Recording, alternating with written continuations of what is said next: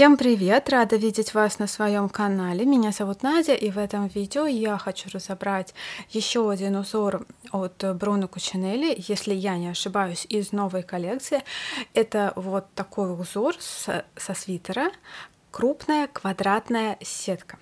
Как 100% вяжется этот узор в оригинале, я вам сказать не могу, потому что по фото не все видно. Я вам предложу свою версию того, как я бы связала этот узор. Здесь в оригинале пряжа пушистая, да еще и с люрексом. Проходка нити видна не везде, разбирать по фото очень сложно. Оригинального изделия у меня, конечно же, нет, да и магазина, в котором можно было бы его посмотреть, в моем городе тоже нет. Ставьте лайки, подписывайтесь на канал, нажимайте на колокольчик, если вы этого еще не сделали. Давайте начинать вязание. Для узора набираю любым набором на спицы число петель кратное 3, плюс 2 кромочных и 1 петля симметрии, то есть просто кратное 3. 2, 3, 4, 5. Я набрала 24 петли и перехожу к вязанию первого ряда. Раппорт этого узора будет 3 петли в ряду и 6 рядов в высоту. Итак, первая кромочная. Кромочную я снимаю, не провязанной. И дальше вяжу 2 петли вместе налево. Как это делается? То есть протяжка. Первую петлю снимаю, завожу спицу во вторую петлю, провязываю ее, возвращаю левую спицу в снятую петлю и накидываю ее на только что провязанную. Таким образом получается 2 петли налево. Дальше добавляю 2 накида. 1, 2, то есть делаю просто 2 витка ниткой на спице. А дальше вяжу 3 вместе. 3 вместе вяжут так, чтобы центральная, вот она, центральная из этих 3, стала ближе всего ко мне. То есть здесь нужно немножко переснимать эти петли. Как я буду делать 3 вместе? Я беру, завожу спицу правую в 2 петли, как будто бы я вяжу их вместе лицевой.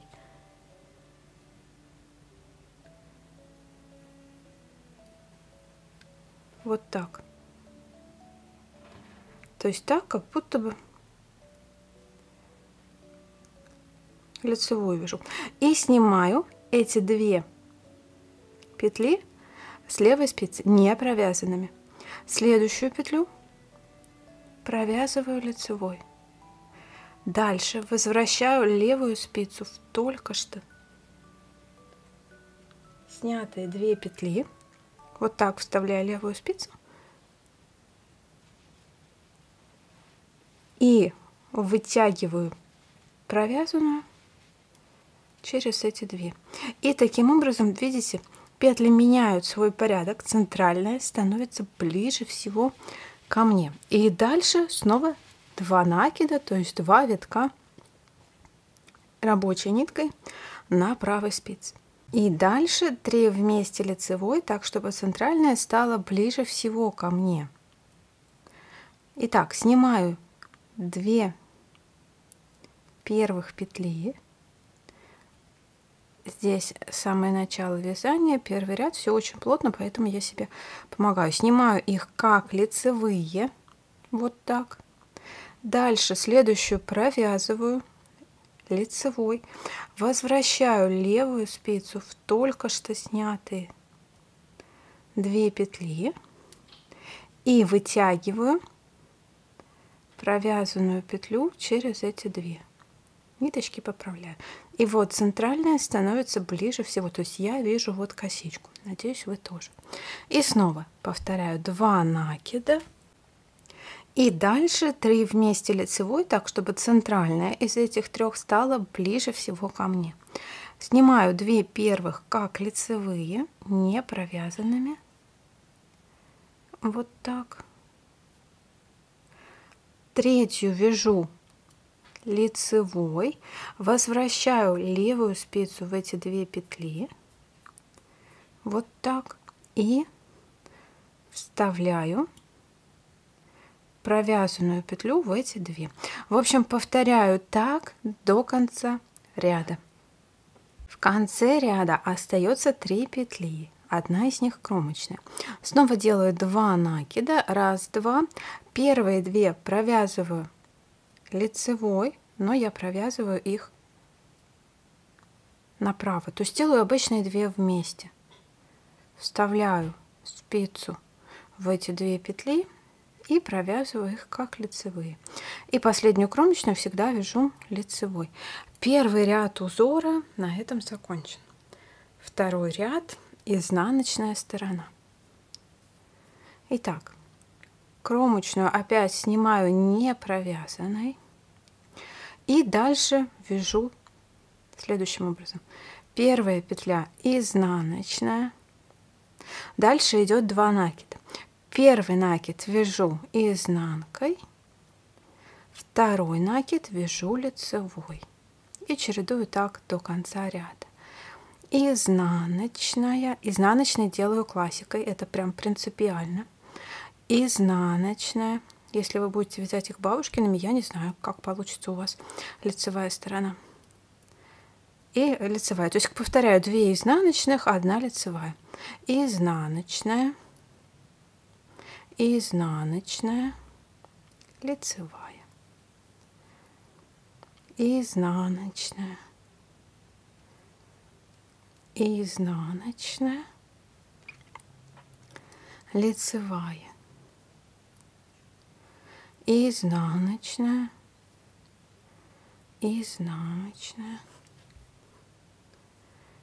лицевая и опять изнаночная,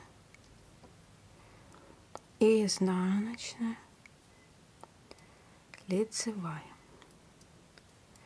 изнаночная, изнаночная, лицевая. Заканчивается этот ряд изнаночная и кромочную. Кромочную делаю лицевой. Второй ряд на этом закончен. Следующий ряд третий, опять третий ряд, лицевая сторона. Итак, кромочную снова снимаю, не провязанной. И дальше вяжу следующим образом. Лицевая, лицевая, изнаночная. То есть здесь как бы делаю наоборот. Теперь 2 лицевых, 1 изнаночная. Лицевая, лицевая, изнаночная. И опять лицевая, лицевая и изнаночная. Опять-таки напоминаю, что и изнаночные, и лицевые я вяжу классикой. Если вы вяжете бабушкиными или не знакомы с разницей между классическим и бабушкиным вязанием, то рекомендую свое супер короткое видео, которое поясняет все нюансы. Его вы найдете внизу в описании, либо вот здесь по подсказке. Лицевая, лицевая, изнаночная, лицевая, лицевая, изнаночная. Заканчивается ряд, 1 лицевая и кромочная. Кромочная тоже лицевая. Итак, это был 3-й ряд, и дальше будет 4-й ряд. Итак, 4-й ряд, изнаночная сторона. Кромочную я опять снимаю не провязанной. И дальше вяжу следующим образом. 2 петли в самом начале я просто провязываю 2 вместе изнаночные. Завожу правую спицу в эти 2 петли и провязываю изнаночной. Естественно, классикой. Дальше делаю 2 накида, то есть 2 витка рабочей ниткой на правой спице.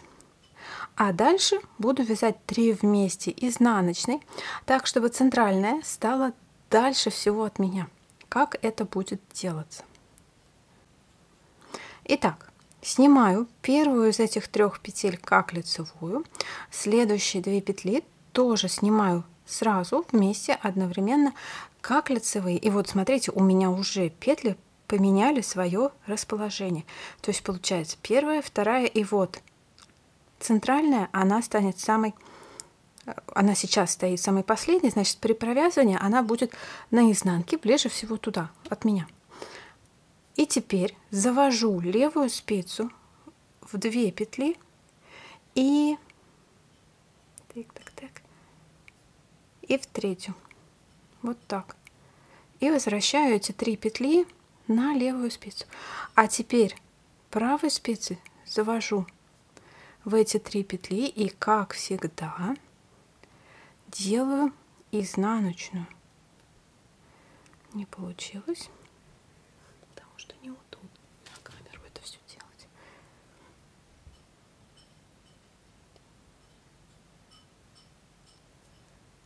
Так, и провязываю все это изнанкой. На камеру не очень удобно, не очень видно. Ну, ничего. И вот получилось 3 вместе изнаночные. Вот она центральная. Здесь по лицевой стороне должна сохраняться косичка. Именно ради этой косички и производятся эти все манипуляции. И снова 1, 2. 2 витка и снова 3 вместе изнанкой. Первую снимаю, 2 следующих снимаю одновременно. Вот так. Завожу левую спицу в эти 3 для того, чтобы вернуть их на левую спицу. И дальше завожу правую спицу из-под низу в эти 3 и провязываю их классической изнаночной. Вот, 3 вместе лицевой, так, чтобы центральная стала дальше всего от меня, я сделала. И повторяю так до конца ряда. 2 накида и 3 вместе лицевой. Первую снимаю, 2 следующих опять снимаю, возвращаю 3 петли на левую спицу, завожу теперь правую спицу из-под низа и делаю изнаночную.